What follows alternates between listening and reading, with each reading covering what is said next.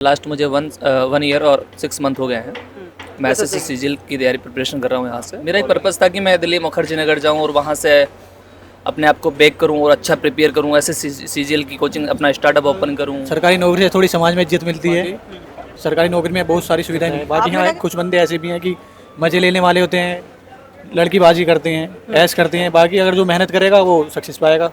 बहुत ज़्यादा स्ट्रेस हो जाता है सर, क्योंकि बच्चे फाइनली अपने आप को प्रिपेयर करते हैं और प्रिपेयर करने के बाद देन रिजल्ट आता है तो उस टाइम पर वो देखते हैं कि पेपर लीक हो गए, एग्जाम लीक हो रहा है, समस्याएं हो जाती है। कॉम्पिटिटिव एग्जाम जो है पैसा फेंक और तमाशा देखो वाला सीन हो गया है। लोगों के पास पैसा है, उसका यूज करें। हाँ, मैंने की थी यहाँ पे कोचिंग, अब सेल्फ स्टडी कर रहा हूँ। कोचिंग कर ली थी, अब सेल्फ स्टडी चल रही है, लाइब्रेरी ज्वाइन कर रखी है। कोचिंग एक हमें डायरेक्शन दे सकता है, कोचिंग हमारा 100% रिजल्ट सिलेक्शन नहीं देगा कभी भी।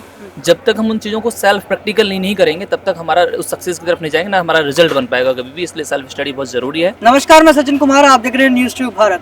हम दिल्ली के मुखर्जी नगर में पहुंच चुके हैं। मुखर्जी नगर काफ़ी फेमस इलाका है, ये जाना जाता है यहाँ के आईएएस कोचिंग्स के लिए। और यहाँ पे दुनिया भर से, मतलब कि दुनिया भर से क्या, देश भर से लोग आते हैं यहाँ पर, तैयारी करते हैं, सालों सालों यहाँ पर बिता देते हैं, उसके बाद अपना रिजल्ट लेकर यहाँ से जाते हैं। लेकिन कुछ लोग रह भी जाते हैं और कुछ लोग निकल भी जाते हैं। लेकिन हमारे साथ कुछ 2 लोग मौजूद हैं, दोनों अभी एसएससी की तैयारी कर रहे हैं। तो सर बताइए, अपना नाम बताइए। सर, मेरा नाम मोइन खान है। मेरा नाम मोहम्मद गफरान है। तो आप ये बताइए कि आप कितने सालों से प्रिपरेशन कर रहे हो, किस चीज़ की? लास्ट मुझे 1 ईयर और 6 मंथ हो गए हैं। मैं एसएससी सीजीएल की तैयारी प्रिपरेशन कर रहा हूँ यहाँ से। और बाकी कुछ एग्जाम ऐसे अटेंटिव्स हो अभी जिनके नियर पहुँच गए हैं, बाकी अभी रिजल्ट नहीं निकल पाया। आप कितने सालों से? लगभग 2-3 साल हो गए हैं मुझे रहते रहते।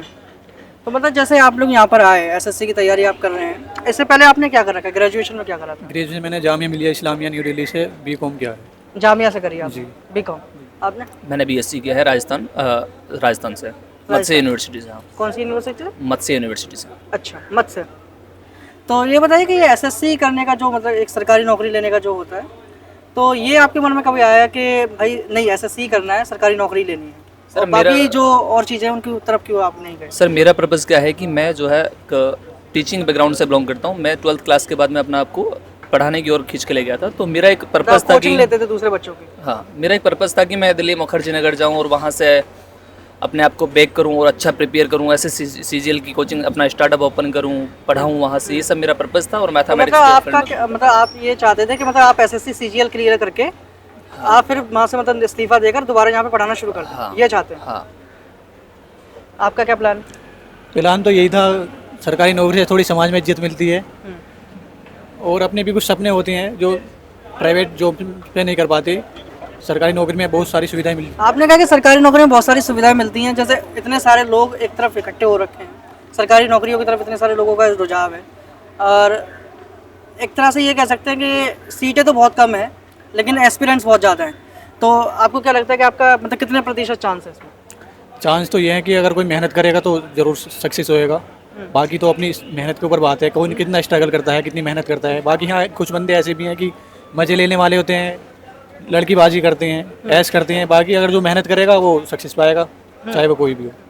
लेकिन जिस तरह से मतलब कि लोग एक तरफ एकदम आ जाते हैं इधर, जैसे और भी कई सारी चीज़ें जिनको तलाश करनी होती है, तो वो सारी चीज़ों की तलाश क्यों नहीं हो पाती? जैसे कोई और धंधा है या फिर खुद का बिजनेस चलाना है, ये सब चीज़ें।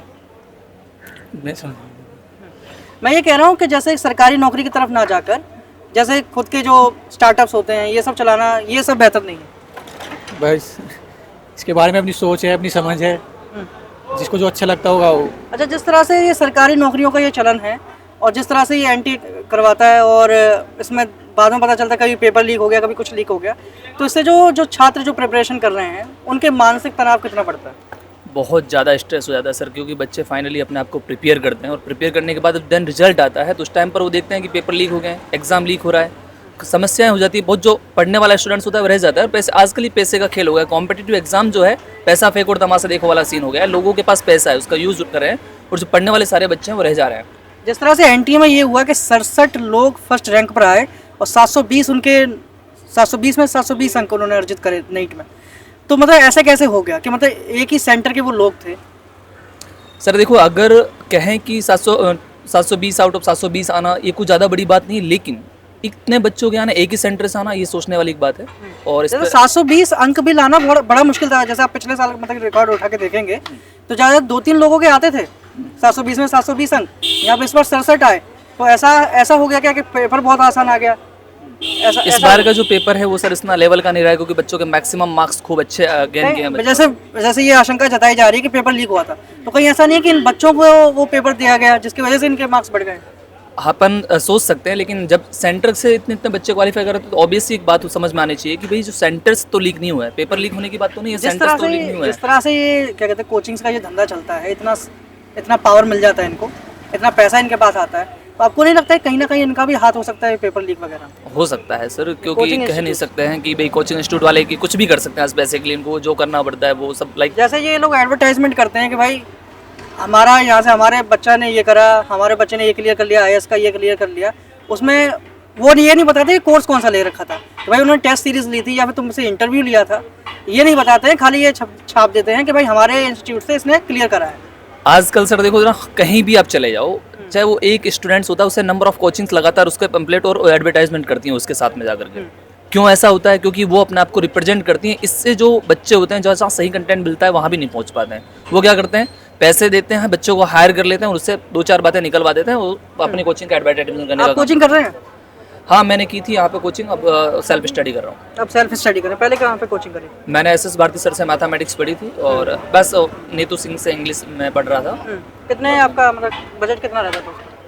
सर देखो, बजट की बात करें तो लगभग कोचिंग का लगभग 50,000 के समकक्ष पहुँच जाता है। एक साल का कोचिंग जो एक अपन जो CGL का एक कोर्स होता है वो लगभग 50,000 में, यहाँ अगर बेस्ट एजुकेटर से आप कोचिंग लेते हैं तो। और रही बात रूम रेंट वगैरह की, ये सब पर मंथली अगर कोई बच्चा अच्छा है ठीक ठाक तो 10 से 12,000 रुपये खर्च हो रहा था पर मंथ। 10 से 12,000 मतलब कि साल भर का ही 1,20,000 1.5 लाख के करीब ये हो समकक्ष जाता चला है। जाता है। और 50,000 आपने वो बताया, तो मतलब 2 लाख रुपए का साल का खर्चा ये है। उसके अलावा खाने पीने का अलग, हाँ लगभग वो अलग है, तो मतलब काफ़ी खर्चा हो जाता है।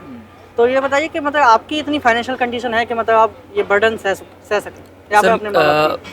इतनी तो नहीं है, लेकिन जब हम यहाँ पर आए थे तो वहाँ पे हमें बैकग्राउंड दिया गया था घर वालों की तरफ से, फिर यहाँ पर आकर के खुद को प्रिपेयर किया, हम ट्यूशंस दिए, बच्चों को पढ़ाया और खुद मतलब को भी बच्चों को पढ़ाया। पढ़ाकर भी आपने निकाला। ठीक, तो आप किस तरह से सस्टेन कर रहे हैं यहाँ पर? बस अभी तो घर को के खर्चे पे ही पढ़ाई चल रही है। मतलब कोचिंग लेते हैं आप? कोचिंग कर ली थी, अब सेल्फ स्टडी चल रही है, लाइब्रेरी ज्वाइन कर रखी है। अच्छा, बाकी लाइब्रेरी में ही रहती हैं, ज़्यादा समय लाइब्रेरी में बीतता है। तो मतलब सेल्फ स्टडी करने का ये मतलब कैसे, मतलब पहले आपने कोचिंग करी उसके बाद सेल्फ स्टडी क्यों चुना? सेल्फ स्टडी देखो, जब तक कोचिंग एक हमें डायरेक्शन दे सकता है, कोचिंग हमारा 100% रिजल्ट सिलेक्शन नहीं देगा कभी भी कोचिंग दे ही नहीं सकता है कि ये कहते हैं कि कोचिंग से 100% सिलेक्शन हो जाएगा, नहीं। जब तक हम उन चीज़ों को सेल्फ प्रैक्टिकल नहीं करेंगे तब तक हमारा उस सक्सेस की तरफ नहीं जाएंगे, ना हमारा रिजल्ट बन पाएगा कभी भी। इसलिए सेल्फ स्टडी बहुत ज़रूरी है और हमें देना चाहिए।